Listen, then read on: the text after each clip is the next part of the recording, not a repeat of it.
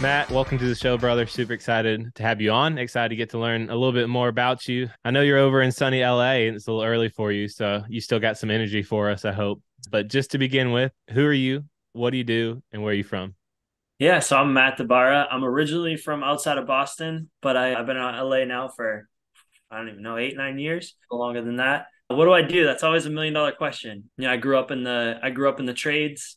My great grandfathers came here from Italy, both of them, and they were home builders, masonry, concrete, built homes, passed down to my grandfather, my father, and my uncle, and then I started working when I was 9, picking up trash on job sites, and by like 14, 15, I was running crews, laying brick, block, finishing concrete, you name it, and it's been a ride ever since.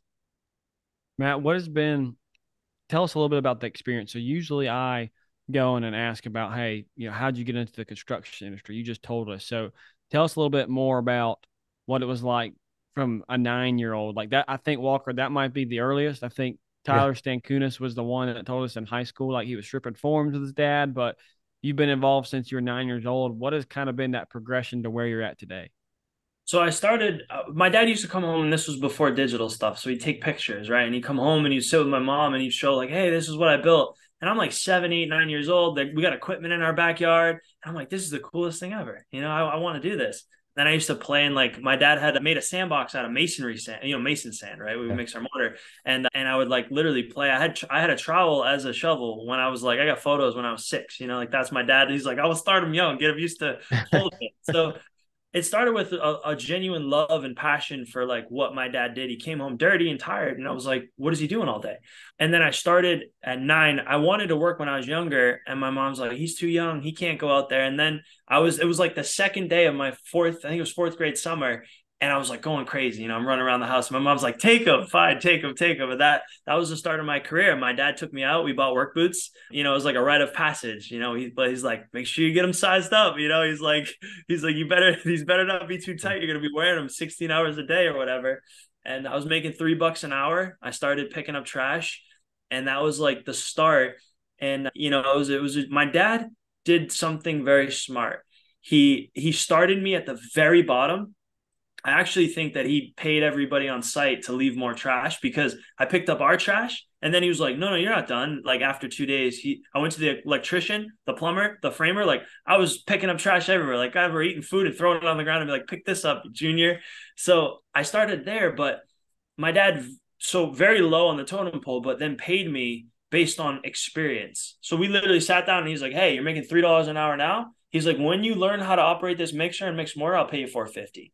And I was like, "I'm gonna Cool. do this. Or like when you learn how to operate this saw, you'll get a 50-cent hour raise. And so everything I did was structured. So I was so motivated to learn and grow. Wow. That's really cool. So as you grew in this, like what was the time period? Did you kind of work for him every day since fourth grade all the way into high school?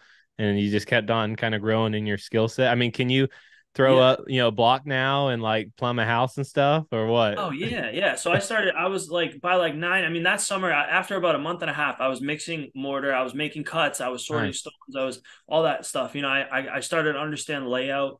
And then, I'd work nights, I'd stock jobs. My dad used to, I don't know if I've ever told this story, but after like he would leave me at like 4 o'clock, 5 o'clock. He'd drop me off at a job. He'd go meet with clients and do bids, and he would spray paint arrows. So he'd draw like an X, like by like 3 pallets of brick, and then like spray paint arrows and draw boxes of where he wanted me to stock all the brick. And I'd work by myself with brick tongs, just stocking brick for 3 or 4 hours.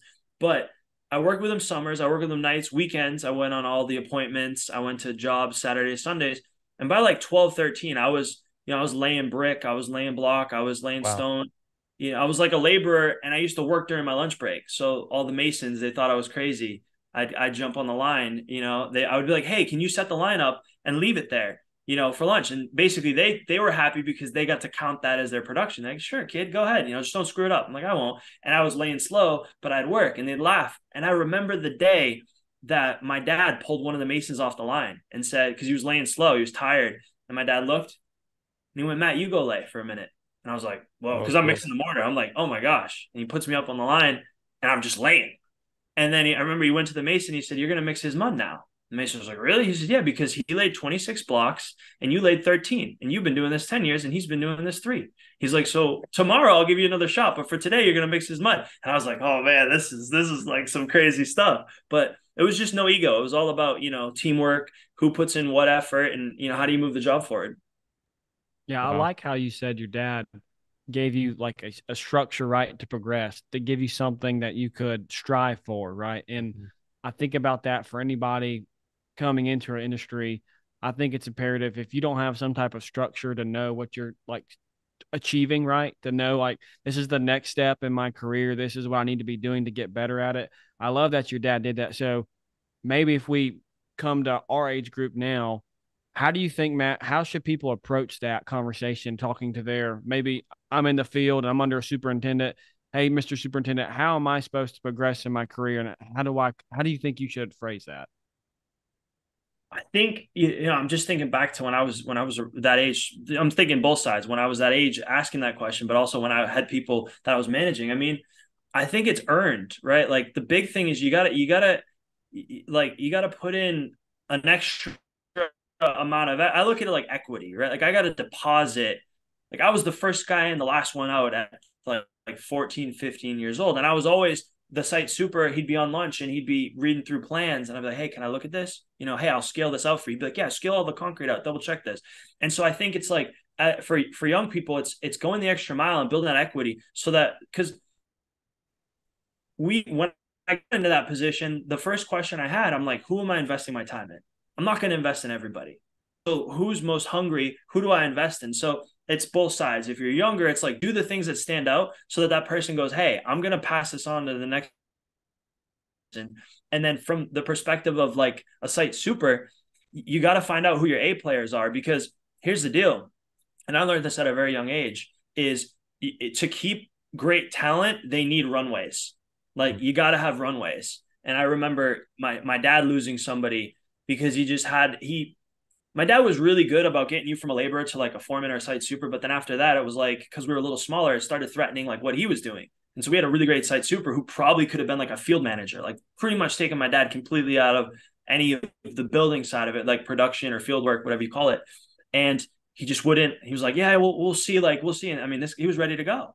So we didn't have that runway, and he eventually got a better offer and left us. And I remember learning and going, wow, like this guy could have ran the company, so you got to have those runways. Yeah, you got to be able to trust your employees to take over, right? Because that is Johnny Green. We had Johnny Green on way early. He does not work for Leighton anymore. He switched jobs, but a great project manager. He used to say, your job, your goal is to do the job above you and to teach the person below you to do your job, so that when the time comes, now you can do that job and you get promoted, and then they get promoted because you taught them how to do your job, and everyone wins, right? And I think it takes a lot of time for people to learn, but if you can really nail that down, it's awesome. And so talk a little bit about, you explained kind of your story growing up in high school. And so what, give us your story of going into college or just out of high school in general, and what your path looked like, and kind of how you got to where you are right now. Yeah, I mean, I was running multiple crews. We were doing prevailing wage work at the time. So we were doing government work. We're meeting with architects, city officials, board meetings. We're doing like, I mean, we grew and grew quickly when I really started taking over things. And yeah, I mean, I remember being 18 and running. Basically, I mean, I had one job where we had like 16, 17 guys. We were doing a bunch of historical work on a main highway. It was like, I'm handling the safety meetings, the OSHA meetings, we had compliance, we had submittals and the whole nine. And my dad was he wasn't scared to let me fail. Like he would just leave. Like I remember I was walking with an architect and we're going through and we're specifying there's a mile and a half of wall caps. Jeez. And we need to go through and figure out which ones my dad made it through 3. He goes, I got to take a phone call, I'll be right back. And he hands me the plans. I'm like 18 and I'm walking with the architect. And this is like the head architect, historic. We ended up getting a preservation award for this job. And, and he just leaves. And the architect's like, when do you think he's coming back? I'm like, he's not coming back. Like, it's just you and I. So, but it's like, those were the old school ways of growth. And I think now it can be a little bit more structured and safe, right? Like you can have a little bit more of a buffer, if you will. But I think there's so many people in construction that are all-stars and really want to grow. And it's that momentum. Like, you know, my drive to want to take these jobs over started because I wanted to stop picking up trash and mix mortar. Like, you really got to have it at the ground level if you want to see that, because then it becomes momentum and it's proof of concept. Like in my company, my construction company, I had someone go from $19 an hour to $36 an hour in a year and 2 months. Wow. Crazy, right? That's but awesome. like we were giving him a raise every month. Like it was crazy. It was like, he's like, I could do this now, I could do this. So but it starts early, it starts often, and it becomes a culture. And that's the thing. Like, I know a lot of companies, they get either they're set in family ways or they're set in corporate ways, and they can't break that. And it makes it tough for really great talent to just steamroll right to the finish line. I think like that. Let's go for it.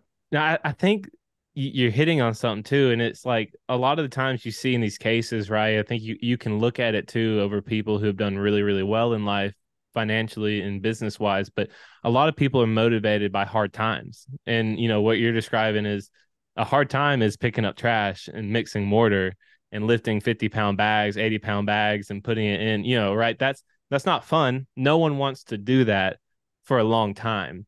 And so as soon as you get to that hard time and you're like, how do I get out of this and level up to the next time? How do I do it again? And I think what's great and also what's sad too is that, especially in today's age, right? Their goal is to make everything easy. But if you make it too easy, people are just going to stay where they are because you don't have that intrinsic motivation to get out of it. You know, you look at some billionaires, and a lot of them came from literally dirt, like absolutely nothing. And their motivation was, I don't want to be in this hardship anymore. I want to go and do something else, right? But then you see people who might have grown up, done really well, and they just kind of stay in the same plane, right? They don't really go high, they don't really go low, they're comfortable. And I think that's where you really start to see a lot of people, and you're like, how did they get that really successful, or how did they level up that fast, right? It's because they took that hardship and they really applied it and applied themselves, and they're like, I want to get out of this, I want to do better. And they kept on leveling up and up and up and up, and you just see them kind of succeeding as they go. Well, the my experience with that is like, I think the secret formula is take somebody, make them work harder, make them prove themselves, but then make it so fast and so easy for them to get out of it and also to grow. So like you'll start a rung or two lower at like my construction company than most people. Like I'll have a week or 2 week trial period, but I will give raises and growth faster than any company I've ever seen. Like That's if awesome. you come work, you get a 2 week check-in, you get a 1 month check-in, and you get a 3 month check-in. So in 4 months, you sit down 3 times. Wow. I would say probably 80% of our people get raises at all three of those junctures. So, you know, they might start $1 an hour less for the first 2 weeks to come in and really show that and then the role might be a little bit mixed. It might be, well, I'm doing a few things that are below my title, but it's like, yeah, you want to win the rapport of the team. You want to show that you're a team player, but we will accelerate you faster than any company you've ever worked at. And that's always served us really, really well, because it's like that golden boy or girl principle of like, you come in with all the stripes, that corrupts culture. But at the same time, the old school mentality of like, you know, I'm going to put you in this and you got to serve 3 years before you're ever like, that doesn't work either, because people are like, I got to pay my bills. I want to grow. I know how to do this. So that's what I found is the secret.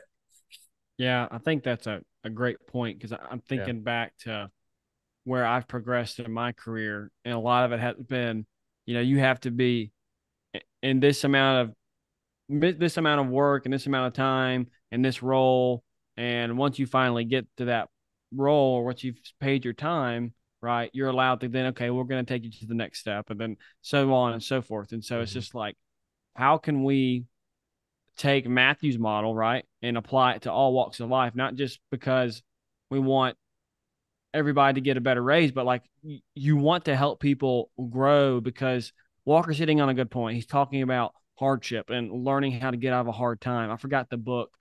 Walker, what was the book I was supposed to read that we talked about before? Which one? I don't know, something about hard work.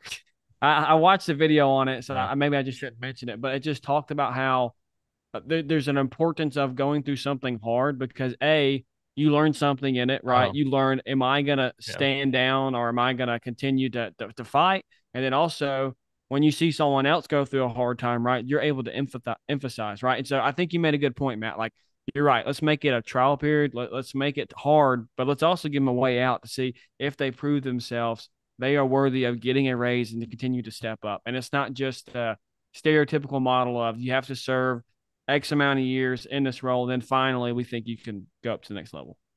Comfort Crisis. That was the name of the book. Did you buy it, Walker? I had already read it. My Okay. father-in-law gave it to me. Yeah, it was really good. Yeah, Matt, that's been on the list for about 10 podcasts now. So I need to do it. I think companies can find a balance. And I don't really know where you go, especially with being a larger company versus like a smaller company, because right, what Davis is talking about is a lot of the larger companies will say you do this for a year or two, and then you do this for a year or two, and then you do this for a year or two, and then oh look, you're here, which I don't really like that model. I think you can kind of do, if you do your job really well, right, and you get rewarded whether you've been there for a month or for a year. But then I think the smaller companies do have that flexibility, Matt, like you were saying, of like, hey, we noticed you. You did a great job. Here's a raise. And then, hey, we noticed you again. You keep on doing a great job. You keep on getting raises.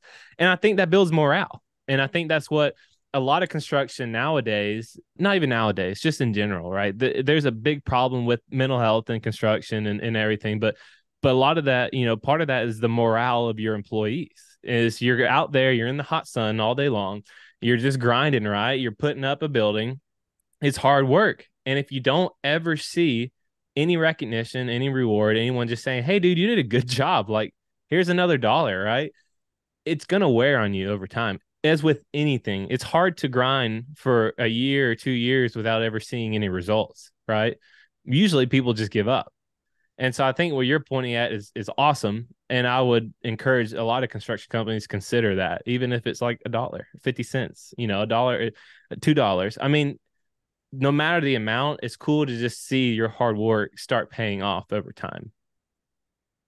Yeah, and there's there's definitely, like, we used to say the culture is huge because the work is demanding. You're in the hot sun. Like, I mean, it's tough work. It's not easy. No, it's not easy. And so we used to say mission and milestones. So like what we used to do is, like, anybody who was working with us, we always had a bigger mission. It was like we always centered around like, what's the timeline? Are we going to beat it? Like, we were like a sports team. It was That's like, cool. could we do this faster? Could we do this better? And then the milestones portion was about rewarding the milestones. Right? Like my dad, I witnessed this as a young kid. My dad would show up with Gatorades or ice cream, or he'd take everybody, he'd do these little things, Cool. or he'd just put everyone together and he'd be like, guys are kicking butt. Like, seriously. And then I would be like, my dad didn't even do it. And they'd be all pumped up. They'd be like, oh man, that was awesome. And I'm like, it was nothing. It took them 5 minutes. So I think it's like you decode or you define this bigger mission, right? If you look at sports teams or you look at the military, it's like, how do they do it? They've got a mission, right? Everyone's pointed in the same direction. But then you got to have milestones. You got to have little things where you're like, okay, hey, we had this really tough rain day. We had to temp weatherproof the job site. Like, we got it done. There was no leaks. Like, great job, right? Or like, how are you doing that? Because yeah, we've changed a lot in construction, and I always think of, like, everything that I do, I look at mission and milestones, and I need my team to understand the missions. I need them to understand the milestones, and we need to be rewarding and highlighting those milestones. Because if you only think of it like a marathon, right? If you only congratulate them at the very end, it's like checkpoints, right? Yeah. You've done a mile. Wow, congrats. Great mile, right? Second mile, third mile. Like, we need that. Yeah, that's good. Matt, you talked about starting in construction, learning from your father, progressing until you're 18. What was it like moving from Boston, coming to Los Angeles? Was that when you took over the company and started running it? What does that transition and that role look like? Yeah, reinvented the business because I didn't like the cold weather. So basically brought the business out here, kind of started from the ground up and really reinvented the family business. So took the roots of everything we had done there and brought it out here. And just Is it easier to lay block in warm weather? There's pros and cons. So, it's hot. It's hot. Sometimes it's very dry out here too. The humidity plays a role, and you definitely. So back east, we used to, like, we'd say pick and dip, right? Which was basically you go to your tub and you basically one trowel full at a time.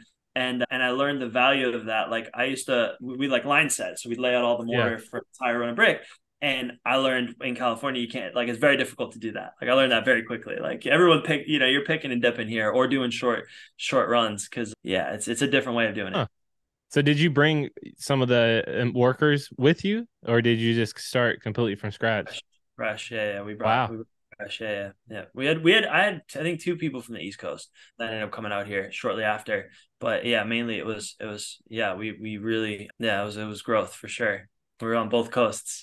Wow, that's really cool. Oh, Yep. so they're still operating in Boston as well. So Right. you just Yep. started. Oh, I see. Okay, Yeah, yep, gotcha. yep. Yep. That's really cool. Same sort of business and everything, masonry and just laying brick. Yeah, they do more government and bigger stuff on the East Coast. I mean, we hear that the residential market, there's large projects. It's not as similar in the East Coast. Like there's, it's nothing to do a $500,000 backyard with masonry and hardscaping out Huh. here. East Coast a little different. That's crazy. I see the contractor consultants in your background. So what is that about? Is that in addition to what you're doing now, or explain that a little bit?